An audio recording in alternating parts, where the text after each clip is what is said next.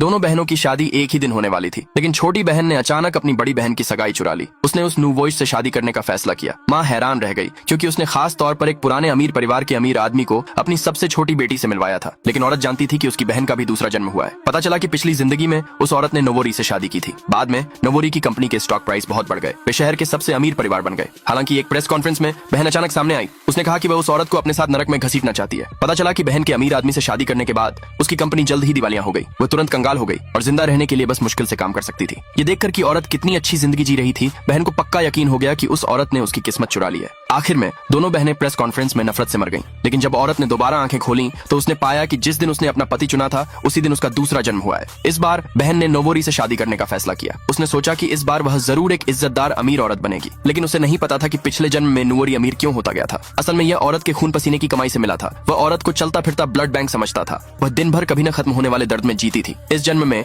औरत ने उनसे दूर रहने का फैसला किया। उसने अमीर आदमी के साथ सगाई मान ली। शादी के दिन बहन ने औरत का बहुत मजाक उड़ाया था क्योंकि नोवोरी ने उसे लेने के लिए बहुत सारे तोहफे तैयार किए थे, लेकिन अमीर आदमी कहीं नहीं दिख रहा था। उसी समय कुछ मेहमानों ने खबर देखी। उसमें लिखा था कि अमीर आदमी का परिवार रातों रात दिवालिया हो गया है। इसके तुरंत बाद अमीर आदमी दिखाई दिया। उसने औरत को सगाई पूरी करने के लिए बुलाया। औरत को लगा कि उसके सामने वाले आदमी में बहुत पोटेंशियल है। उसने उसे मजबूती से जवाब दिया। वह आदमी हैरान रह गया क्योंकि वह असल में दिवालिया नहीं हुआ था। यह खबर उसने जानबूझकर औरत को परखने के लिए जारी की थी। पिछले जन्म में बहन उसके टेस्ट में फेल हो गई थी, इसीलिए उसने उसे छोड़ दिया था। उस आदमी ने अपने असिस्टेंट से एक छोटा सा टूटा फूटा घर किराए पर लेने को कहा। उसे लगा था कि औरत डरकर भाग जाएगी, लेकिन औरत ने कहा जब तक हम साथ काम करते रहेंगे जिंदगी और बेहतर होती जाएगी। वह आदमी उसकी ईमानदारी से बहुत प्रभावित हुआ, इसलिए उसने उसे निशानी के तौर पर अपने परिवार की विरासत की अंगूठी दे दी। औरत असल में उस आदमी को अपने माता पिता की दावत में वापस ले जाना चाहती थी, लेकिन आदमी के पास एक इमरजेंसी थी। उसे औरत को पहले दावत में जाने देना था। दावत में सौतेली माँ ने औरत का दिया तोहफा जमीन पर फेंक दिया। बहन के हाथ में महंगी वाइन का गिलास था। उसने औरत का मजाक उड़ाया कि वह कोई कीमती तोहफा नहीं निकाल पा रही थी। उन्होंने औरत को नफरत से देखा और कहा कि उसका इतने कर्ज में डूबे किसी से शादी करना परिवार के लिए बस एक शर्म की बात है। उसी समय